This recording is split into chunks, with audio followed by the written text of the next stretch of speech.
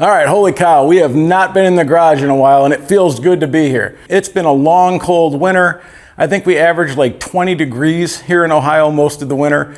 I fired up the firebox a few times, did everything I could to bring the temperature up in here, and it was still 21 degrees. So today I got out here this morning, I did some spring cleaning, I organized stuff, and I figured I'd do the same thing for the channel and give you guys an idea of what's coming up in the next few months, what we have going on, and the order that we're gonna do it. If you didn't know, I kind of have a spicy ADHD brain, so it makes it really hard for me to sometimes stay on focus. But we're gonna do it this year, and I've figured out a way. I'm gonna ask you guys help keep me accountable. So today, we're gonna go over the upcoming projects, some of the other cool stuff we have coming up. And right now I'm doing something that's kind of a pro tip. I'll let you know at the end of the video what it is. And it's something that a lot of guys don't think about, but when you do need to think about it, it hits you pretty quickly. So I'll tell you about that later on. Let me show you the projects. All right, right off the rip, first project that we're gonna tackle is the Ninja 250. If you watched the last video, you know I just picked this up for my wife. It's got 52 miles on the clock and it's 22 years old. Not sure what we're getting into, but that's the first thing we're gonna dive into. In fact, I hope to start working on that tonight.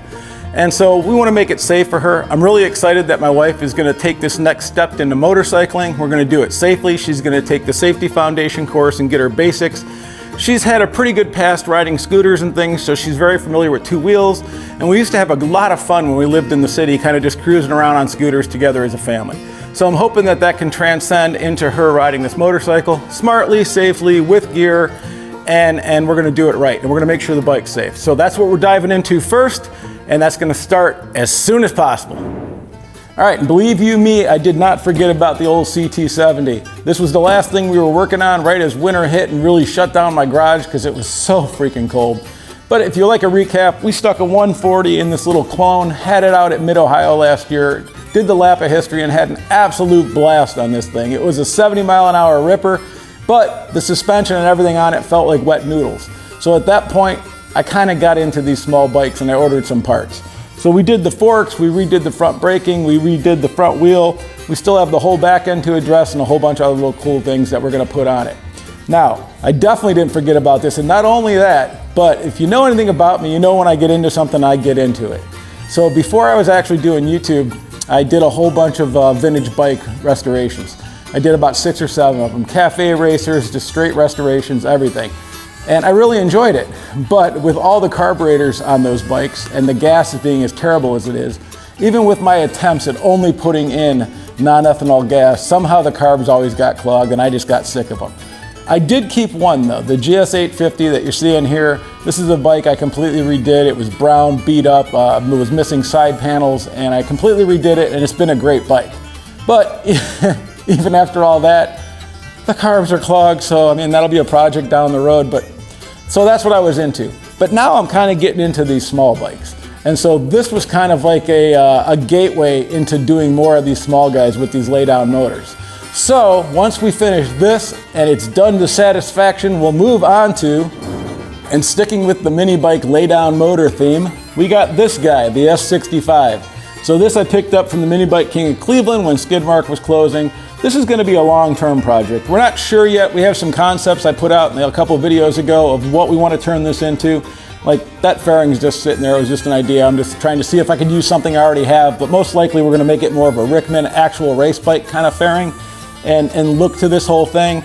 I had a 125 laying around. Not sure I'm sticking with that. I'd like to get a 190 or a 212 to make this actually pretty fun.